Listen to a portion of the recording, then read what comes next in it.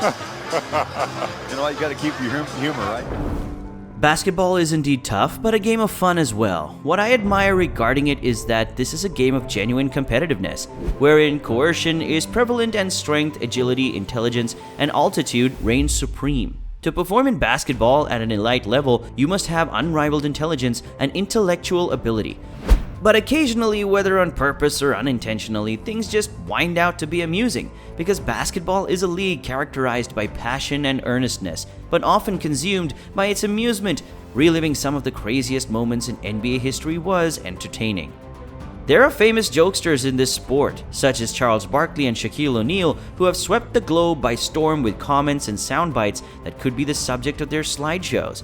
However, the most respectable performers and individuals in the utmost critical of situations are frequently the ones who add to the amusement.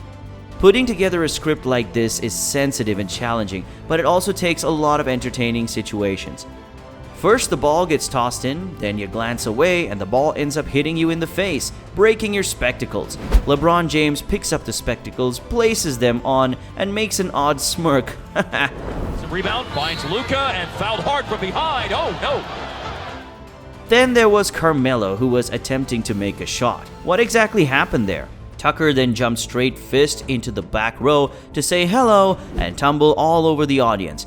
I hope he didn't get injured. The referee is preparing to speed up the first of 4 encounters as Bill Kennedy is jabbed in the face even before the game starts. I'm sure he'll remember that for the next 49 minutes because that look in his face says it all. I'm sure that there's been a slew of others over the equally amusing years. J.R. Smith's gaffe in Game 1 of the finals sprang to mind as one example. Perhaps Paul Pierce when he peed his underpants and was wheeled away in a wheelchair. Michael Ruffin also attempts to stretch the clock out by tossing the ball up in the sky as much as he could, only for Morris Peterson to recover it with a moment left and hit the game-winning shot timer. In the 2017 playoff series, Andre Robertson attempted to flee from Houston players. They were deliberately hacking him since. In the series, he shot 3 out of 21 on free throws.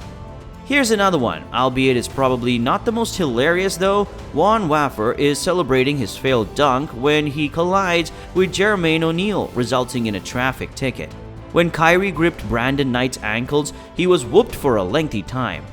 After DeAndre Jordan shoved him in the grime with a commenter, he got a bunch of remembrances written for him. Brandon Knight has a sizable collection of them, to put it mildly. Missing a wide-open layup game winner in Brooklyn was the worst, but getting one of the greatest dunks of all time on his head was a close second. Curry drives again, left-handed, blocked by James. LBJ was blocking Steve left and right in the 2016 finals. I was in such a bad mood, man, but hey, Henny God JR proved to us 2 years later that anything is possible. It was hilarious to see Nick Anderson miss 4 straight free shots in the 1995 NBA Finals Game 1 in overtime. If he makes at least one, the Magic will very likely win the game.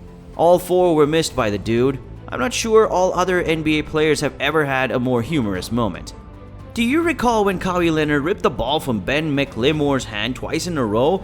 I remember thinking Ben would make a terrific player, and then this let me realize I was mistaken. Please don't make me laugh. Valentine's heat check stopped a potential Bulls comeback last year. It wasn't a particularly historic or amusing gaffe. Against the Jazz, Kobe Bryant throws 3 straight air balls. Labraford Smith lights up Michael Jordan, Jordan having got shredded by Nick Anderson in Game 1 of the ECSF in 1995 after they seemed to have an opportunity to clinch the round and then pass the ball over onto the next opponent when they had a chance to win the game, comes to mind. Is it possible that Starks will dunk on Jordan? In the WCF, how about Billup's impounding of Kobe's back for a fast score? I'm too lazy to come up with a distinctive signature. Jordan may have missed an excellent slam. The finals in Kobe in 2004.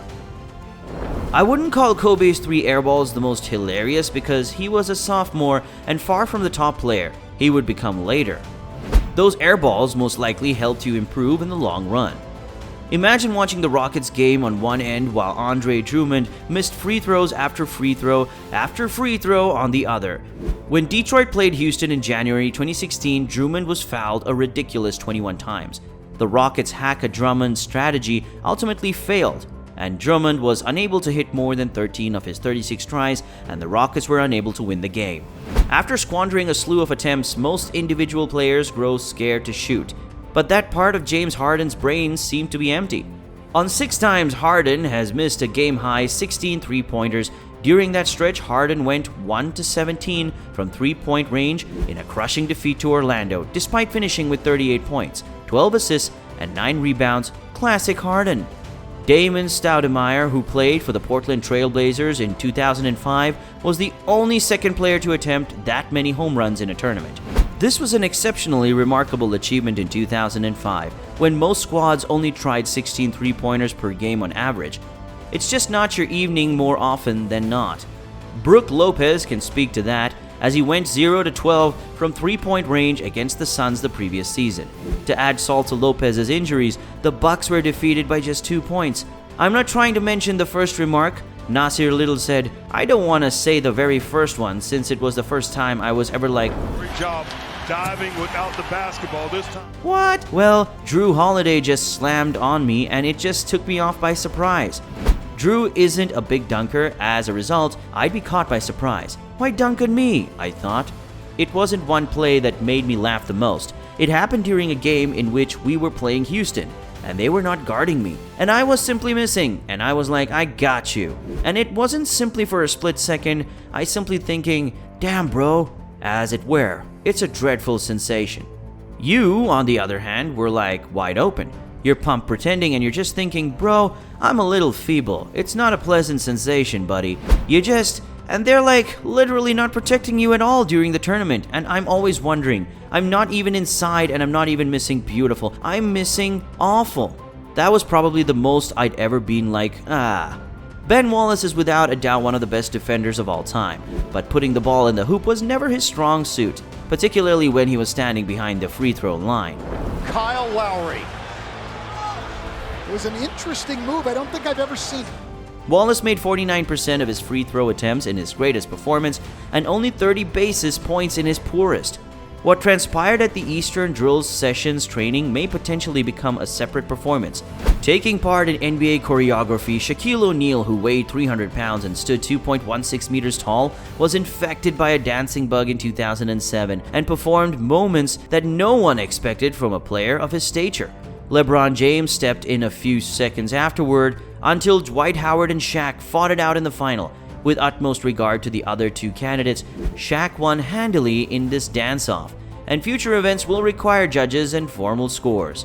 There are some assists in NBA that you remember just as much as a jumper or dunk that came after them. Passes that do not result in points, on the other hand, are nearly never remembered. I'd even go so far as to say it's the only one in basketball history. On the break, Jason Williams fakes and glances right, then bounces the ball behind his back off his elbow to Raef LaFrentz on the left. That's the first time we've ever seen a pass like that. By the way, it's not LaFrentz's fault that he didn't convert, it's James Posey's fault that he fouled.